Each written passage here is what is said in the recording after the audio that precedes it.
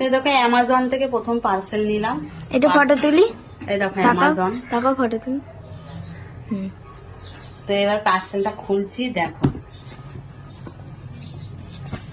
এটা ব্লগেই দেবো কিন্তু। দেখি বাবা কি কাছে এটা ছাতার।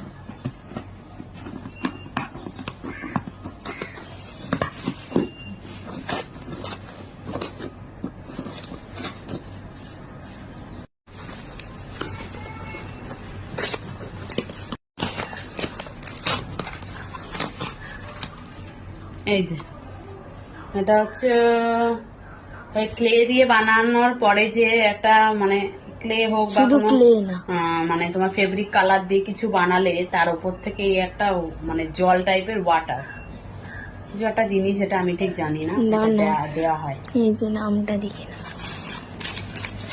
কি লেখা, ডেকর ভার্নিশ গ্লস।